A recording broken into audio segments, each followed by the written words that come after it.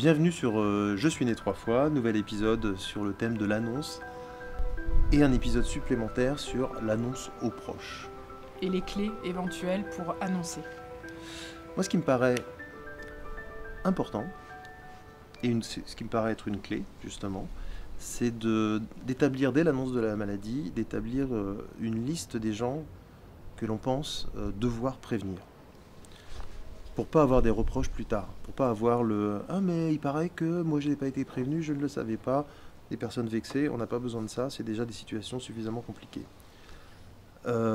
J'ai connu une femme qui avait un cancer du sein et qui a dû avoir des chimiothérapies et qui a perdu ses cheveux. Elle avait pris l'option de ne pas prévenir ses enfants. Et lorsqu'elle a perdu ses cheveux, elle a mis une perruque et elle a cru, je pense, que ses enfants n'allaient pas se rendre compte. Je suis pas sûr que ce soit la bonne option. Je connais aussi une autre personne qui a décidé de ne pas prévenir sa mère parce qu'elle était très âgée et que ça allait lui causer du souci. Lui, il a un cancer et il se préoccupe du souci de sa mère. Moi, je crois que j'ai tendance à penser que c'est pas une option que de ne pas vouloir prévenir des gens qui sont proches. Alors juste, ne pas vouloir, j'entends complètement ce que tu dis. Moi, j'entends souvent ne pas pouvoir. Donc, pas de culpabilité.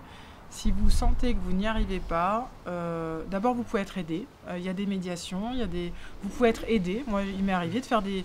Sachez qu'à l'hôpital, ça existe. Vous pouvez demander au psychologue, et même en dehors, en libéral, demander à un psychologue de justement permettre qu'un dialogue se noue parce qu'il y a des mots qui ont du mal à se dire. Est-ce qu'il n'y a pas, par exemple, des gens qui veulent préserver leurs proches ? Si, il y a des gens qui pensent et préserver leurs proches. Alors, je te rejoins par rapport aux enfants. Moi, il y a beaucoup d'enfants qui m'ont dit, mais je le savais. Alors, l'exemple le plus dur que j'ai, c'est une maman qui décide quand même de m'emmener son enfant qui ne veut plus aller à l'école. Il veut rester avec sa mère à la maison. Et il ne veut plus aller à l'école, mais elle ne sait pas pourquoi.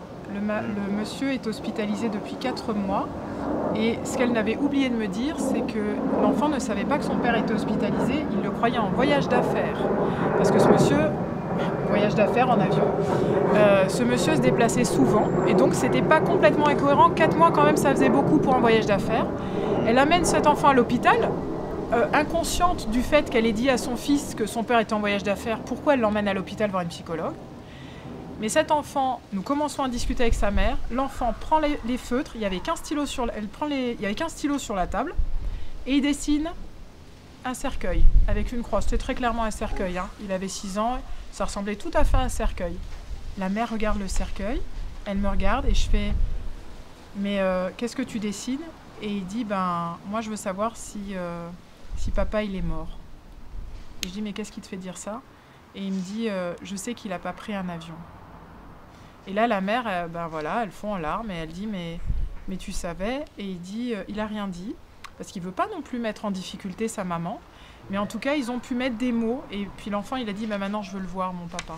Donc je lui ai expliqué que ça ne serait pas cette fois-ci, parce qu'il fallait qu'il mette un certain nombre de choses. Il y avait des surchaussures à mettre, il y avait un masque, parce que son papa, il ne fallait surtout pas qu'il y ait de microbes.